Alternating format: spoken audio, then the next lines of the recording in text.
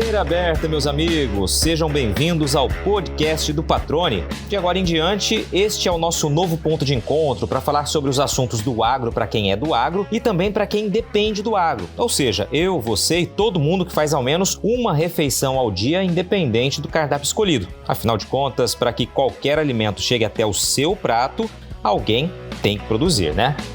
A ideia aqui é trazer informações que possam ser úteis tanto para quem está no campo quanto para quem está na cidade, encurtando qualquer distância que ainda possa haver entre esses dois mundos, embora eles sejam complementares e dependentes um do outro. Lembre sempre disso.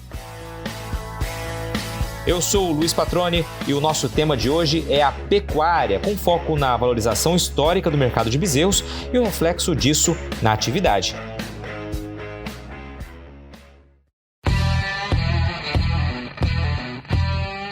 Tem sido um recorde atrás do outro. Nunca o bezerro esteve tão valorizado. A oferta está restrita, não consegue atender a demanda e o preço não para de subir. Nosso convidado neste programa de estreia conhece bem o impacto do encarecimento da bezerrada, mas afirma: o bezerro não é vilão. Ele é referência em recria e engorda. Anualmente, envia para abate quase 7 mil animais. Diz que já chegou a perder 3 mil arrobas em um ano por tomar decisão errada quanto ao manejo e que se tornou mais eficiente depois disso. Agora, diante dos custos nas alturas, não esconde a estratégia. Vai botar o pé no freio e reduzir bastante o rebanho para não ficar no vermelho. Quem está comigo nesse primeiro programa é o pecuarista Amarildo Merotti. Amarildo, obrigado por aceitar esse convite, é um prazer de verdade poder receber você estreando esse nosso novo canal de comunicação, tudo bem? Tudo bem, Patrone. Para mim é uma honra participar desse novo projeto seu, irmão. Numa imprensa tão tendenciosa como a gente tem hoje no Brasil, ter um cara que soma tanto para o nosso negócio como você. Para mim, não tenha dúvida que é uma honra, meu amigo. Maravilha, cara. Eu agradeço mesmo a participação. Espero que seja a primeira de muitas aí, que a gente tenha sempre aqui esse espaço para poder conversar, dialogar e levar informação, como eu disse, para quem está no campo e também para quem está fora do campo, né? Brevemente aqui eu vou trazer um histórico do Amarildo. O Amarildo é um cara que, na verdade, dispensa apresentações, mas vamos lá, só para a gente poder contextualizar aqui quem é o Amarildo Merotti. Ele vem escrevendo uma história de sucesso há mais de 30 anos aqui em Mato Grosso, filho de pequenos produtores rurais do interior de São Paulo, mudou para cá na década de 1980, trabalhou com venda de insumos lá em Rondonópolis. Foi mais ou menos por aí que a tua história com a pecuária começou, né, Amarildo? Sem dúvida. Na época, o Brasil mudou muito, né, Patrone?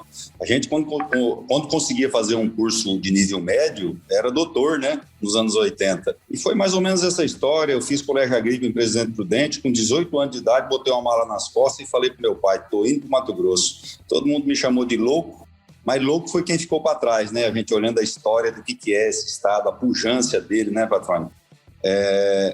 O pessoal fala que era mais fácil na época se adquirir as coisas, né? Mas não era, as coisas não eram fáceis. Hoje os caminhos estão muito mais curtos para muita coisa e mais difíceis para outros, né? A política hoje é mais complicada, a competição é maior, mas enfim, eu acho que a oportunidade existe sempre. Então, cada um tem que procurar no seu tempo e na sua época, né, as oportunidades. E nós estamos aqui lutando para fazer cada dia a pecuária de Mato Grosso ser mais pujante, como está sendo, graças a Deus. De Rondonópolis, aí no início dos anos 90, o Amarildo mudou para Cáceres, onde abriu uma revenda comercial da roça. E na época, né, Amarildo, como muitos negócios tinham os bovinos aí como moeda, se acabou construindo pouco a pouco o plantel. Foi expandindo terras, rebanho, ao mesmo tempo que a pecuária aqui em Mato Grosso ganhava escala. Ou seja, sem dúvida, um visionário que acreditou no potencial do cerrado, soube enxergar essas oportunidades e, mais do que isso, como você destacou, né, trabalhou muito para conseguir poder aproveitar essas oportunidades que foram aparecendo aí gradativamente na sua vida. Sem dúvida, Patrone. Na verdade, a moeda de troca no meu comércio, quando eu comecei, o cara tinha uma conta para pagar, trocava com 2, 3 bezerros, daqui a pouco eu já tinha 40, 50 cabeças arrendadas com ele. Eu cheguei a ter 19 arrendamentos, para você ter uma ideia, sem ter um palmo de terra.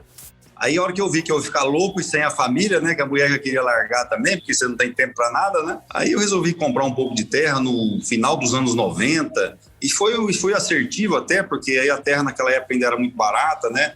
E até 2008, que a gente pôde ainda ter uns desmates um pouco mais favorecidos, a gente acabou dando sorte um pouquinho também na época, né? Mas eu costumo dizer que a sorte é de quem tem coragem de botar o pé na frente, né?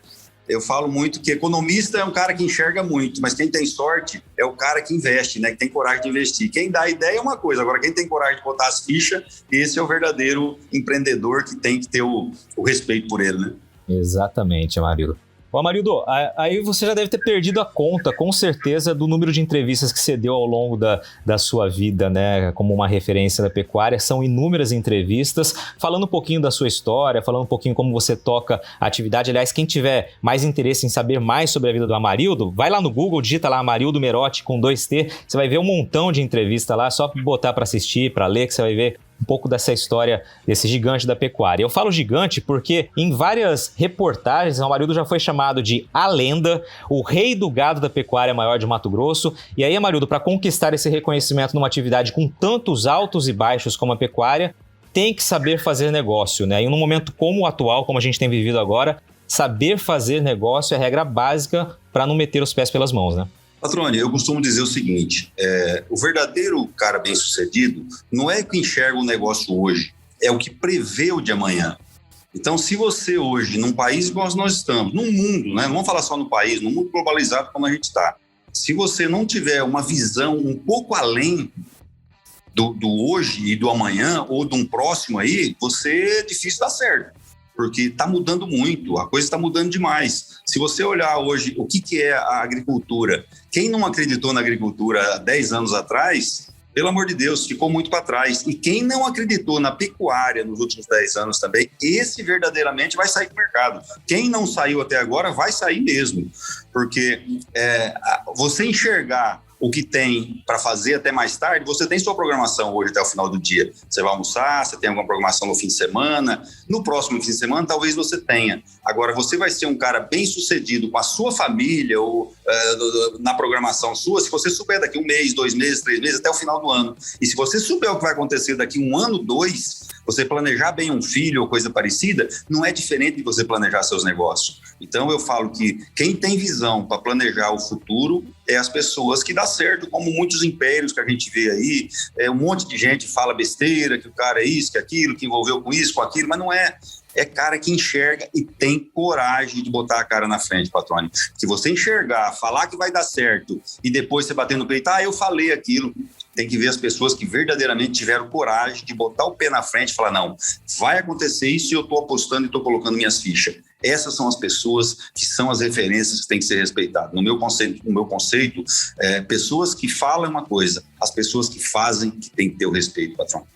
Exatamente, tem que ter a coragem, tem que ser visionário, mas tem que ter a coragem de fazer, né? De botar a mão na massa, de arriscar, como você vem mencionando. Hoje, pra gente só pontuar aqui, Amarildo, você tá concentrado em Cáceres, é onde você toca a tua atividade aí, né? Conta um pouquinho da tua atividade. Patrone, graças a Deus, eu investi muito no meu filho, eu tenho um filho só, o André.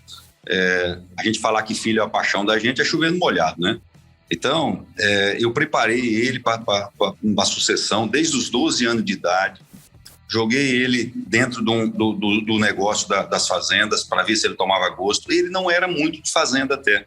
Aí, na hora que meu sobrinho veio para cá, eu paguei uma faculdade de agronomia para um sobrinho meu, que era boia fria lá em São Paulo. E ele veio para cá como agrônomo já. E aí meu filho viu o priminho agrônomo, falei, opa, foi o começo da cartada certa que eu fiz na minha vida. Você vê, olha que interessante. Eu ajudei meu sobrinho lá, que veio aqui e me ajudou meu filho a definir o que ele queria ser na vida. Pai, eu quero ser agrônomo. Falei, beleza, filho. Para mim, eu quase chorei de alegria do outro lado, né? Mas não podia demonstrar, né? Então, ele fez agronomia, é um guri que focou muito em solo, adora a parte de solo, que vai ser a revolução nossa, não tenho dúvida, com os desmatamentos limitados e assim, e é o que a gente respeita e tem que apoiar até, né Patrone? As terras abertas é as que vão ter valor.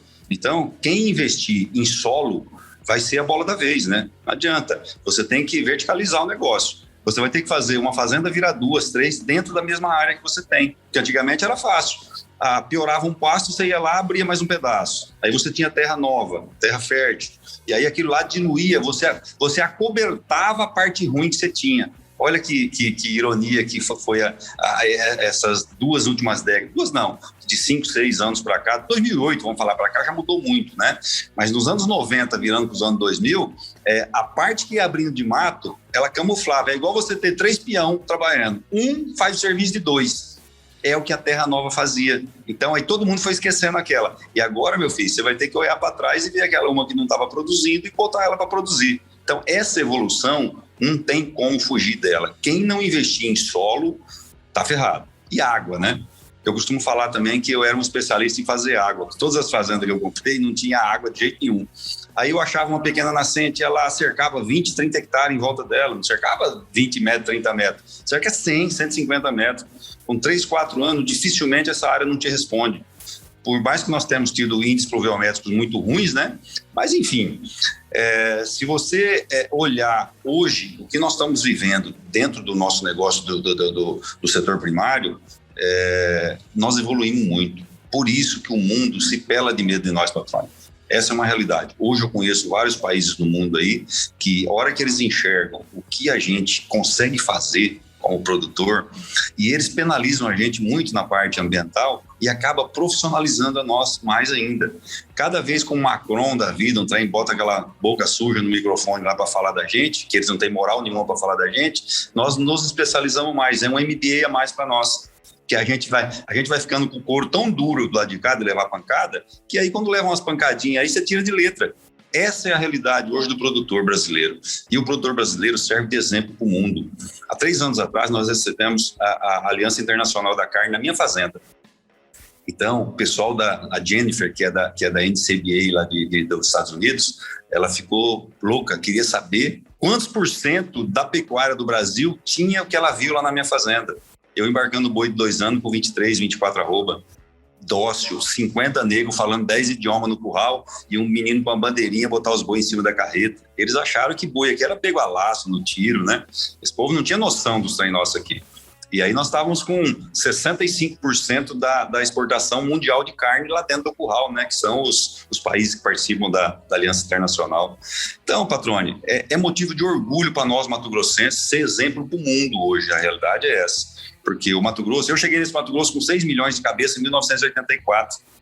Hoje, a gente está acima de 30 milhões de cabeça e com 10% a menos de área, né? Se a gente olhar de uma década para cá, nós diminuímos 10% de área. Então, o que falar da pecuária nossa? O que falar da agricultura nossa? A agricultura que sai de 30, 40 sacos num cerrado, hoje nego superando 80 sacos no cerrado aí de soja. Tá louco? O milho agora, você vai ver.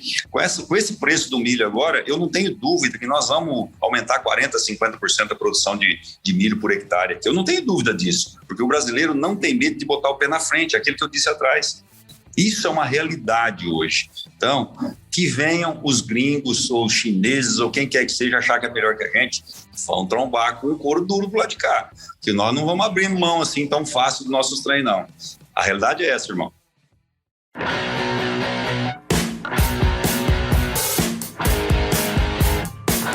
Você está ouvindo o podcast do Patrone. Agroinformação com quem entende. Você destacou aí uma característica do produtor brasileiro que é justamente vencer desafios e transformar obstáculos, barreiras em trampolins para crescer, né? Isso realmente é fantástico, a história do Cerrado é recheada de exemplos assim e você é mais um deles. Agora, Amarildo, trazendo um pouquinho para a realidade, né, do dia a dia ali da sua fazenda, a pecuária tem 3 fases, né? Cria, recria e engorda. Quem faz as 3 fases está fazendo o chamado ciclo completo. Não é o caso de vocês. Por que vocês não optaram por fazer a cria? Ou seja, focam apenas na recria e engorda? Patrone, há 22 anos atrás, eu comecei a tratar de boi. Eu fui um dos primeiros. Eu sou um dos primeiros clientes da DM com casquinha de soja, para você ter uma ideia. No começo, a gente trazia bagaço de laranja de São Paulo. Na realidade, assim, isso foi tudo estimulado por meu grande amigo, irmão, Luiz Roberto Zilo, que é um zootecnista, que hoje mora em São Paulo. E foi um grande incentivador dessa parte aqui no Mato Grosso. E aí, a gente começou a ver que o pessoal investia muito pouco na nutrição.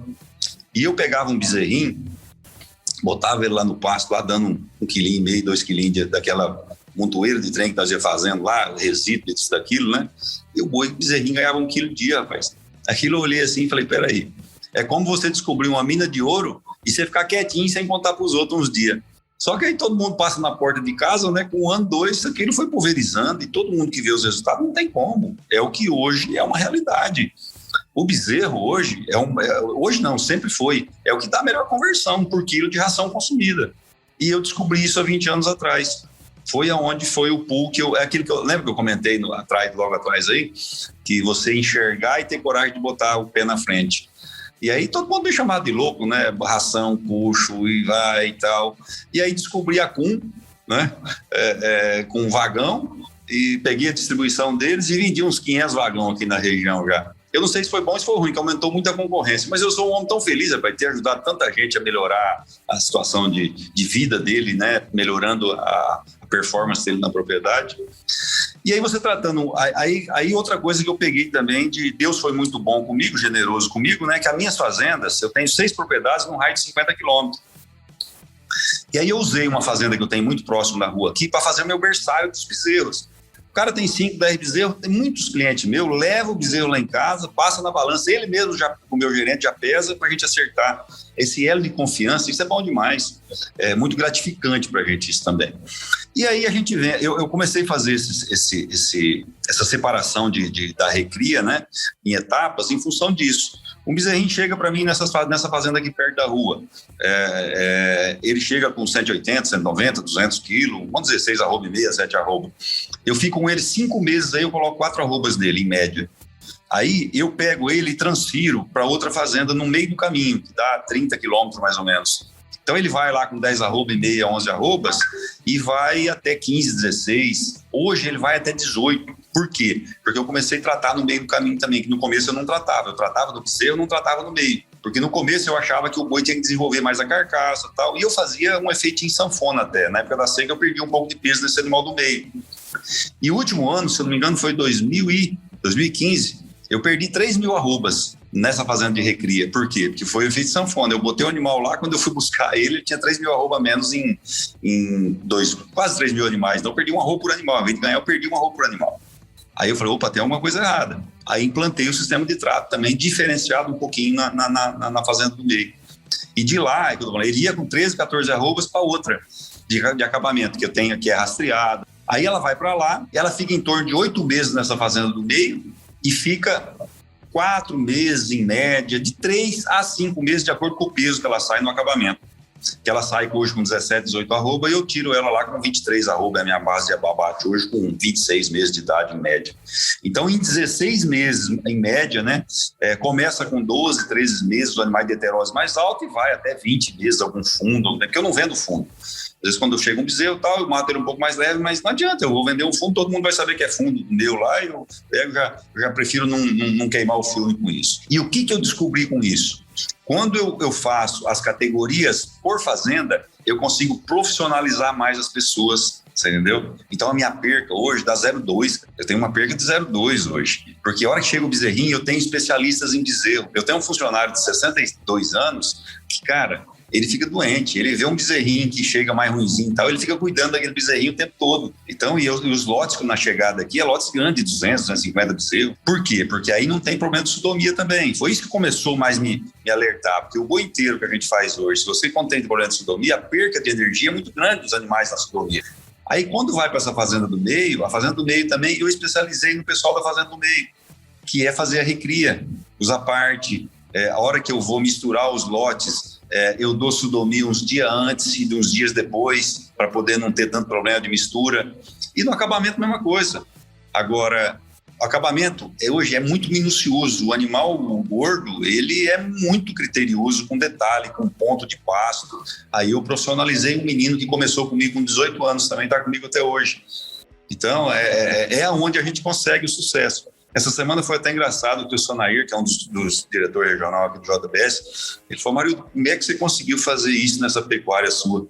Eu falei, cara, é muito suor e muito calo na mão, viu, patrônio? Porque não tem almoço grátis nesse negócio também, não. Agora, eu sei que nós vamos entrar mais na frente nisso. O que está apertando agora é a situação atual depois dessa pandemia, né? Virou um jogo que o juiz treinador, tudo entrou para dentro do campo e você não sabe direito quem que manda e quem que joga.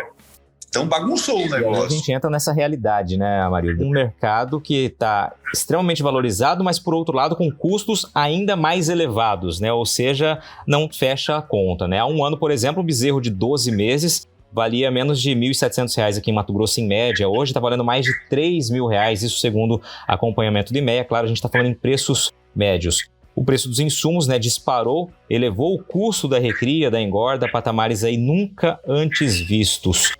Como conseguir equilibrar as contas, mesmo tendo uma estrutura como você tem, mesmo tendo, né, os profissionais capacitados, as perdas reduzidas, ainda assim acredito que equilibrar as contas tem sido um desafio. Patrone, tem um fator novo aí que está influenciando bastante esse mercado também, é a integração lavoura-pecuária. A integração lavoura-pecuária, ela chegou para desmistificar o pasto. Hoje, um pasto de 35%, 40% da arroba ao mês é comum dentro da pecuária, você alugar. Então, isso dá mais de R$100. Olha só que interessante isso. E aí, o cara que tem um pasto de pior qualidade, ele não enxerga que aquele pasto lá vai dar 800, 900 gramas dia e que um pasto comum vai dar 500 gramas dia. Olha só como é que é engraçado isso. Só que é que eu falo, todo mundo baliza por cima, né? É quase igual um bezerro melhor e um pior. O cara vê um bezerro de 3.200 no mercado aí, ele acha que um tiguera dele também tem que valer a mesma coisa. E não, a realidade é separar o joio do trigo, né? Mas enfim, quando eu comecei a mexer com engorda, você pagava 8 arroba de boi num bezerro de 7, 7,5, que era um bezerrão quase de ano, você pagava um ajuzinho, quase nada nele. Isso foi indo. Aí o bezerro foi desmamando cada dia mais novo, foi saindo de 220, 230, 240 para 180, 190, 200, 210 vai arrebentar, se for muito bom de qualidade, porque ninguém está tirando bezerro de 7 meses fechado mais hoje. O cara fala, carimbo tal, tá fechando um mês, mas no começo do mês tem 6 meses, né? E não adianta, e se você não levar, outro leva. Por quê? Porque tem mais gente procurando em função da integração. O que influenciou muito foi a integração, que é ótimo para nós. Só que, o que aconteceu nesse meio do caminho? Essa pandemia. Aí a demanda pelo ser humano por comida está sendo muito maior e muito menos gente produzindo.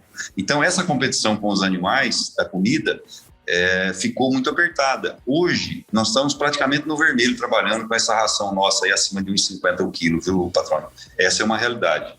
E infelizmente a população urbana, uma parte da imprensa que você tem no começo aí, acaba distorcendo as coisas achando que nós estamos bamburrando, né? E ó, eu vou falar uma coisa para você. O criador tá sendo beneficiado, sim. E nós, que somos invernistas, a gente fica muito feliz com isso. Porque se ninguém criar, velho... Então, o que acontece? Nós precisamos de alguém fazendo outro serviço. Hoje, nós estamos pagando, em média, 3 arrobas de ágio num bezerro. Cada um tem que sentar e diluir essas 3 arrobas, cara. Você produzir essas 3 arrobas. Na realidade, o que acontece? Você... olha que os números são frios, né? Quanto que é o custo por arroba de cada um? Eu não consigo fazer uma arroba abaixo de R$200. Então, para você produzir mais 3 arrobas para pagar o ágio, você gastou mais 2. Então, não são 3, patrão. Você entendeu como é que o buraco está grande? Aí vira 5 arrobas.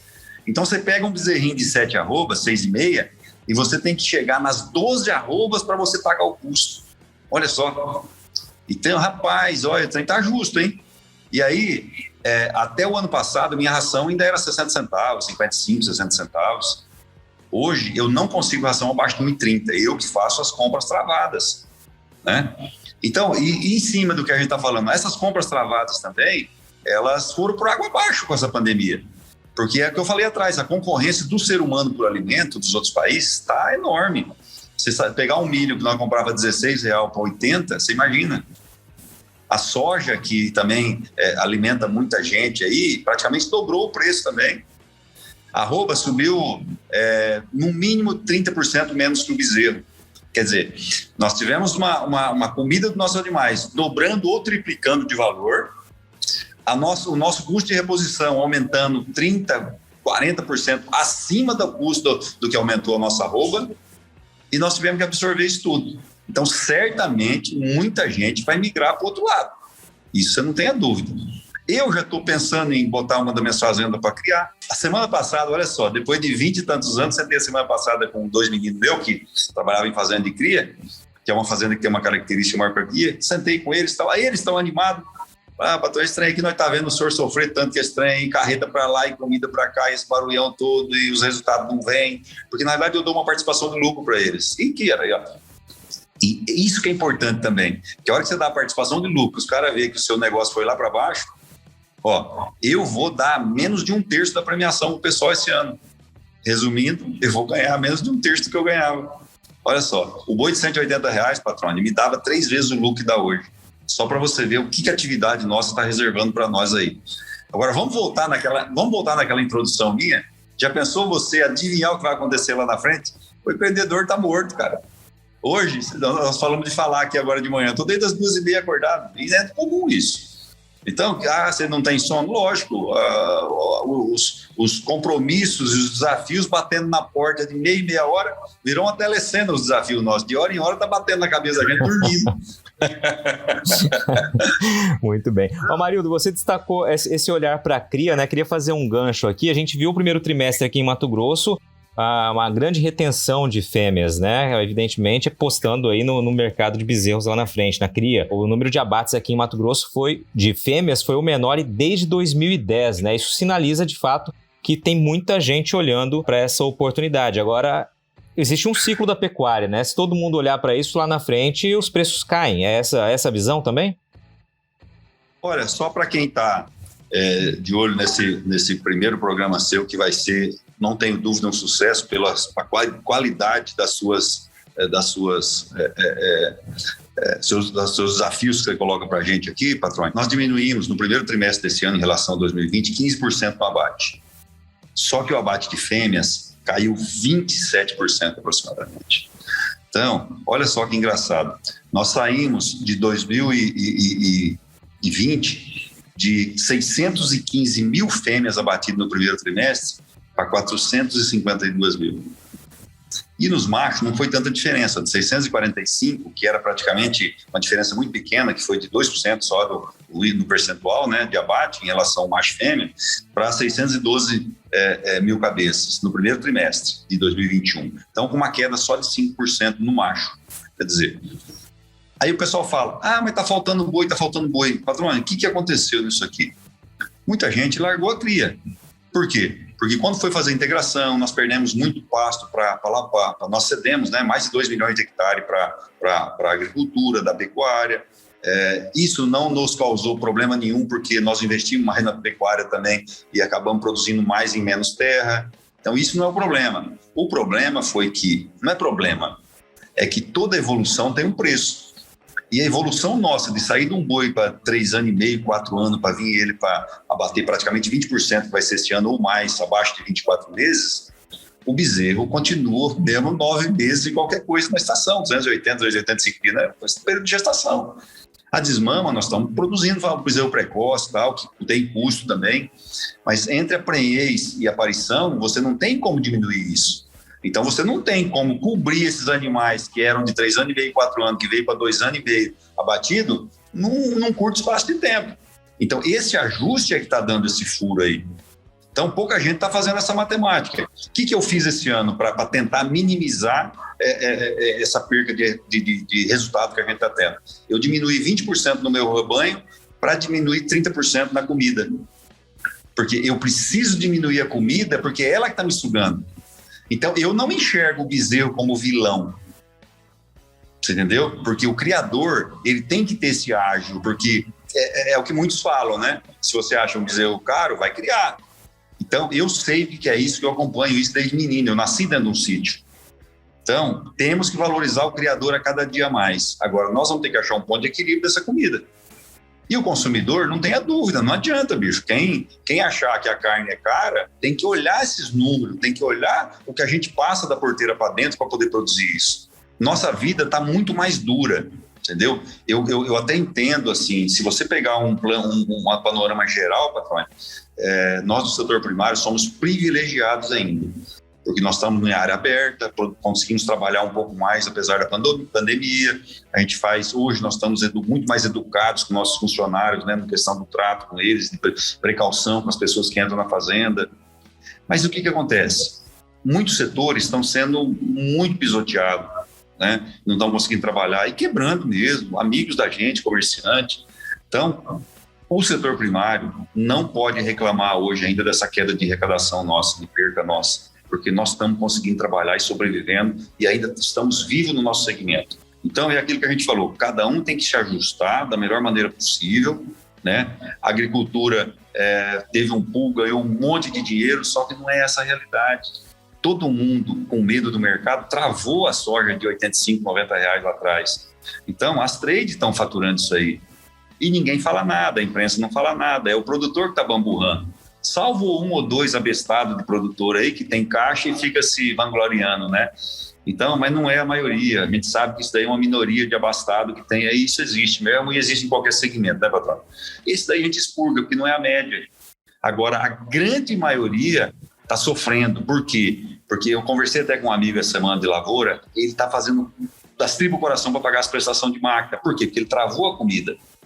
Ele travou o grão dele. Então ele falou, Marildo, eu não travei só 10%. Isso daí está sendo um divisor de águas do positivo e o negativo, olha só.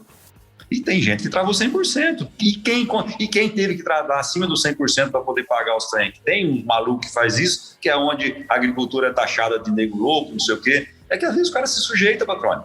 Se você tem 5 filhos para dar de comer, se você tem só 4 marmitas, alguém vai levar uma garfada na marmita para poder dividir com o outro, porque você não sabe largar um filho sem comida. E o produtor também, ele tem um compromisso dele, ele não quer fazer aquilo por maldade ou por ser malandro, nada disso. Ele simplesmente quer sobreviver no negócio dele.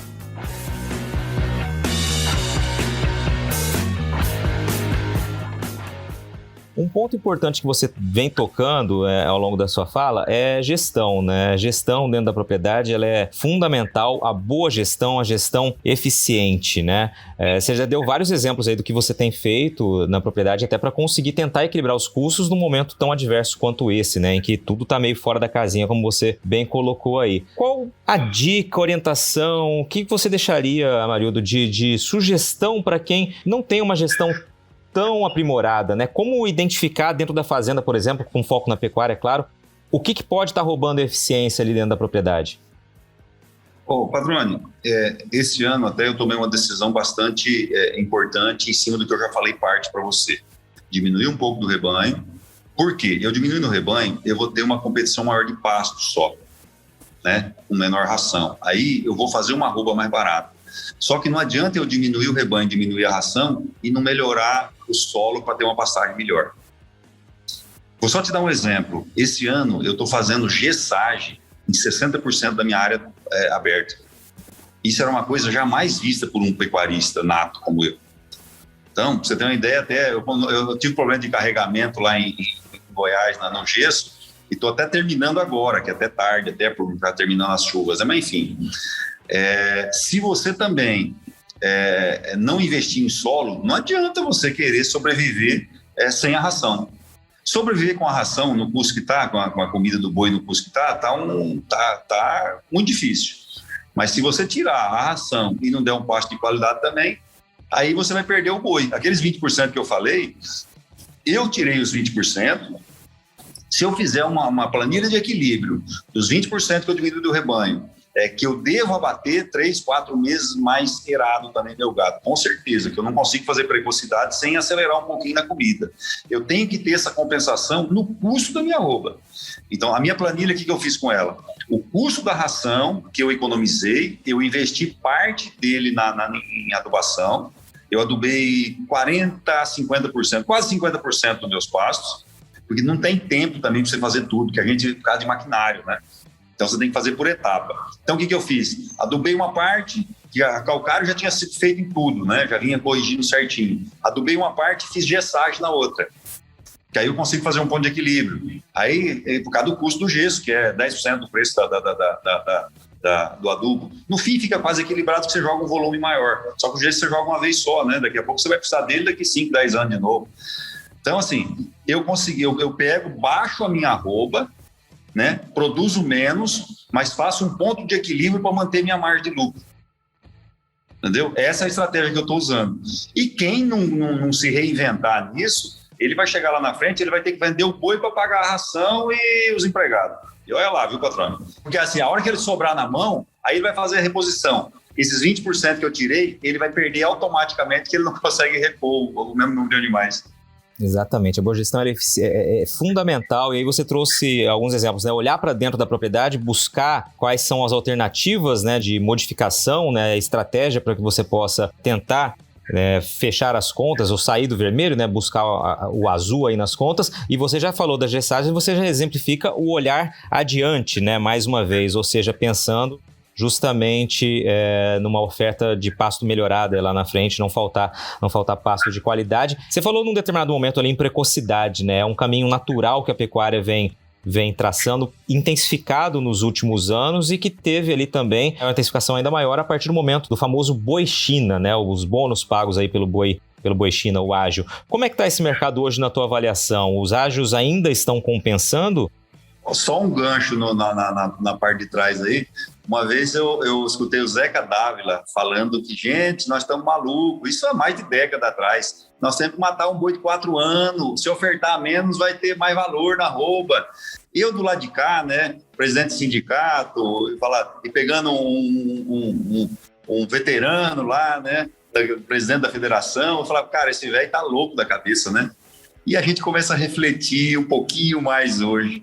Ó, Zeca, se você me ouvir aí, cara, eu já não te chamo mais de maluco hoje, não. Eu estou refletindo já sobre o que você falou. Mas, enfim, o boi China. O que é o boi China? O boi China foi um divisor de águas no ano passado, né? Que fez uma diferença enorme.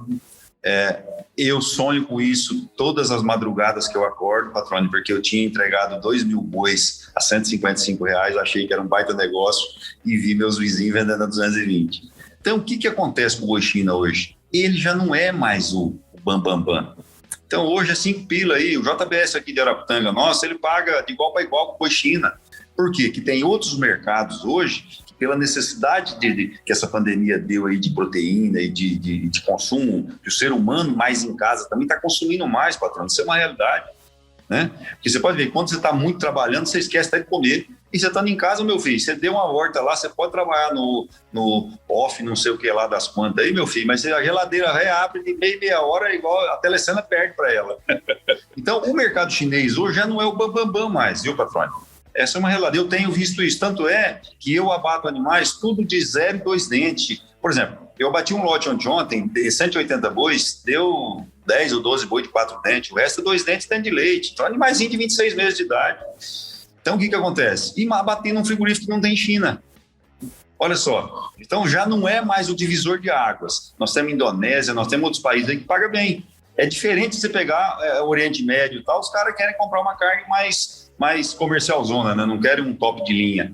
Mas tenta vender um boi para esses países aí que pagam um pouco mais também, um boi de 6 dentes, para você ver, um boi com 4 dentes sem pinça, um boi 3 anão fechado. Você não consegue.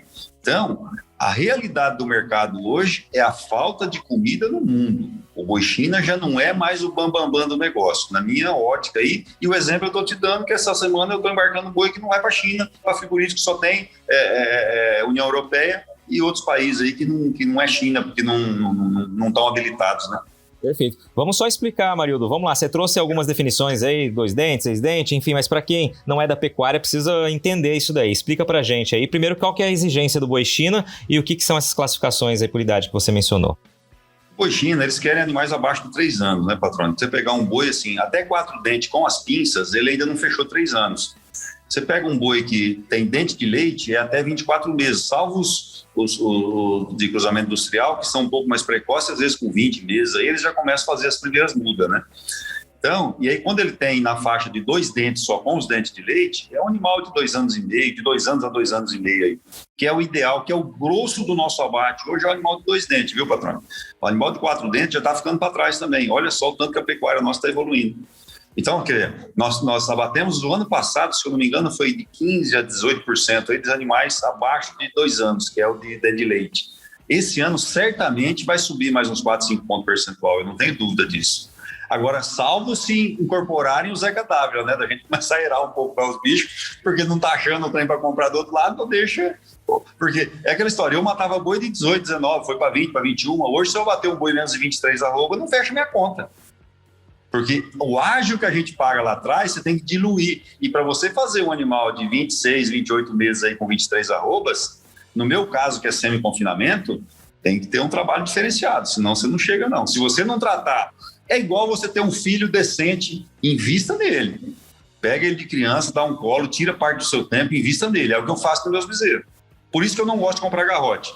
Eu mato 6, 7 mil animais por ano aí e não gosto de garrote. Dificilmente compro. Agora eu vou ser obrigado a comprar um pouco de garrote, porque o laje do bezerro ficou tanto que quando você faz a conta do garrote é mais viável. Entendeu? Aí é aquela história, você tem que ser profissional daí para frente também, porque o ágio pequeno no boeirado também é difícil tirar ele de volta com essa comida desse preço aí. Marildo, eu queria trazer mais 2 pontos aqui.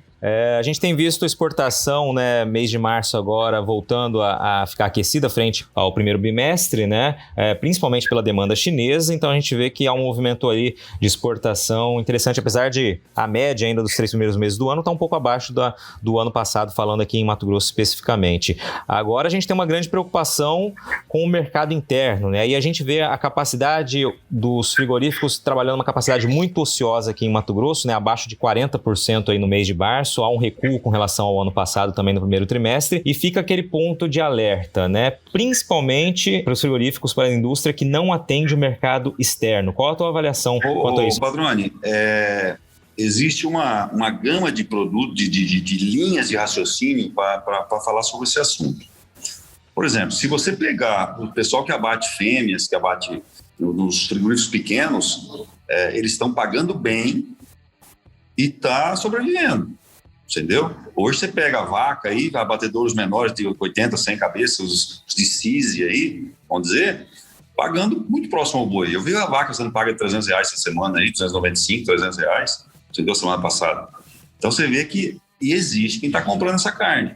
É óbvio que esse dinheiro que era pago, né, da pandemia, que diminuiu um pouquinho, dá um diferencial. Que a carne de segunda lá, que o cara ia comprar 2, 3 quilinhos com aquele dinheiro, ou 5 que seja, faz uma diferença, a gente sabe que faz a diferença. Só que eu não enxergo muito esse lado, não, porque tudo está acima da média. E quando você fala em ociosidade de frigorífico, existe uma tendência grande dos frigoríficos se alinharem em poucas plantas. Quantos frigoríficos você viu que saiu de 500, 600 animais, foi para 1.200, 1.500, está falando em 2.500? Porque os caras querem otimizar o trabalho.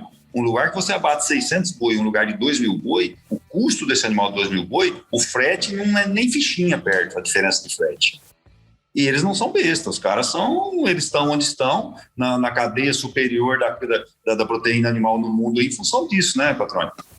E isso é que tem feito a diferença na minha ótica. Eu comprei boi 18 anos para frigorífico, eu conheço frigorífico de trás para diante, eu sei como é que funciona. Então, é óbvio que aquela fase que eu comentei da gente se reinventar como produtor, eles estão fazendo também. Porque não adianta, se você não se reinventar numa situação que nós estamos vivendo hoje no mundo, você sai fora do mercado. E se você não se cuidar, você sai fora da vida. Olha só que é o negócio, né? É mais ou menos por aí o negócio. Então eu não enxergo isso como problema, por quê? Porque se o produtor tivesse uma margem exagerada, eu ia falar para você, não, já o trem equaliza. Mas não é, essa margem não existe, patrão. E quando não existe a margem, o que vai acontecer? Cada dia essa carne vai subir mais, é mais gente saindo da atividade. Então, olha o panorama do raciocínio para você ver. Por exemplo, você vê que eu diminui 20%. Eu sou um cara que penso e faço conta. Eu não estou na pecuária para fazer graça. Eu não estou porque eu acho bonito dar um bônus para o meu funcionário no fim do ano. Eu não estou porque o cara passar na minha propriedade e falar está limpinho, o boi está bonito, está gordo. Não, eu preciso oferir um lucro daquilo ali. Agora, a partir do momento que eu não estou tendo lucro daquilo, eu vou me reinventando. É o que os frigoríficos estão fazendo. Você vai se alocando para os lugares que você consiga, amanhã ou depois, na hora que o mercado voltar, você está no negócio. E para você estar no negócio, você tem que ir nos detalhes. E os detalhes hoje é o que faz a diferença. A margem hoje está nos detalhes. Aí tem um cara que fala assim, mas prejuízo pequeno, não sei o que. Eu falei, não, filho. Eu acho o seguinte, qualquer dinheiro que você gastou é despesa. Qualquer dinheiro que você economizou, vira receita. É simples assim, não é os centavos que vai fazer a diferença agora. É simples assim. Então eu não enxergo, patrone, que esse mercado interno seja o problema para nós, porque não existe margem e não existe esse volume de mercadoria para o mercado forçar uma baixa ou forçar o produtor a dizer assim, não, você vai fornecer por X para nós, ou o que aconteceu, as mazelas do passado de governo querer botar limite, preço, né, e tabelar preço. Isso não vai existir, porque se ele tabelar um ano, no outro ano ele não tem mercadoria, ele vai saber, ele sabe disso. E nós temos hoje inteligência dentro do governo para ver isso, né? Pelo menos nesse governo de hoje. Para encerrar a conversa aqui, eu não poderia deixar de falar contigo sem mencionar uma das grandes características do teu dia a dia na propriedade, do teu jeito de lidar com a pecuária, que é justamente, você também é reconhecido por isso, teu olhar atento ao bem-estar animal, né? Um cuidado que vem desde a contratação dos colaboradores. Eu queria que você mencionasse um pouquinho o quão isso faz diferença. O Patrone, é o divisor de águas. Eu enxergo que um animal bem manejado, ele te responde no mínimo de 5% a 8% do que você investe nele. E nós acabamos de falar agora sobre os detalhes do negócio, né? Então, quando você chega numa propriedade, que você vê nego jogando trem no meio de boiada ainda, você bater porteiro em animal, você não fazer vistoria onde o animal passa para ver se sobrou uma ponta de pau, um parafuso, um prego, um trem qualquer. Bicho, quem não fizer isso é os caras que vai vender a propriedade para nós no futuro, aí você não tenha dúvida disso. Eu falo que quando eu contrato um funcionário, eu falo, quem paga seu salário? Eu falo, não, senhor. Eu falo, não, filho, é esse bichinho que tá aí, ó, zela dele. Se ele não der lucro, eu não vou ter que mandar alguém de vocês embora, porque não consigo sobreviver se ele não me der um retorno. E para ele dar o retorno, nós temos que respeitar ele. E do mesmo jeito que a gente respeita o funcionário, tem que respeitar o animal, respeitar a máquina, respeitar o meio ambiente. Eu acho que hoje o produtor ele está tão profissional em respeitar todos os elos da cadeia, Patrone, que o bem-estar, eu acho que está aí entre os top 5, pelo menos aí, irmão. Perfeito, Amarildo. Muito bom poder contar contigo. Te agradeço de verdade por esse bate-papo, né? Ter topado ser o nosso primeiro convidado aqui desse projeto novo. Queria que você ficasse agora à vontade para deixar seu recado, a sua mensagem. O espaço é teu. Patrônio, duro de ser o primeiro que fica fácil de achar os erros depois, né? Mas, enfim, nós somos movidos a desafios, né, irmão? E quando você me falou desse projeto seu aí, você é um cara tão respeitado no nosso meio, patrão, sem rasgação de seda, irmão. Você pode ter certeza que nós estamos lá na frente da Climate, a gente defende a parte de associativismo aí faz muito tempo, e você é um cara que, independente da emissora que você esteja ou lugar que você está, você é um cara que valoriza quem produz. Isso é muito importante, e isso, gente, ó, não tem preço para nós. E cada dia mais pessoas como você vai ser privilegiado no seu trabalho, porque vai ser valorizado por nós que estamos aí no dia a dia, suando a camisa e botando comida na mesa do povo. Amarildo, obrigado. Obrigado pelas palavras, pela participação. Eu vou terminar aqui relembrando um bordão que a gente costumava dizer, né? Sucesso da porteira para dentro, força e fé da porteira para fora, meu amigo. E vamos que vamos. Um abraço. Moçada, tá aí, hein? Nosso primeiro episódio, enfim, saiu do papel. Aliás, antes de ir embora, eu vou deixar aqui um abraço para 2 amigos que plantaram essa semente, essa ideia, ainda lá no início de 2020, sempre me incentivaram a tirar esse projeto, né? Colocá-lo em prática. Então vai aqui o abraço para o Paulo Ozaki, meu amigo lá do Agro Resenha Podcast, aliás, referência em podcasts do agronegócio, e o Ângelo Ozelami, da Escola Agro. Meus amigos, obrigado pela força de sempre e pela parceria. Eu também agradeço aqui ao meu irmão, o Edson Duenha, que caprichou na edição do programa para deixar ele no jeito para você poder ouvir. Irmão, obrigado, viu?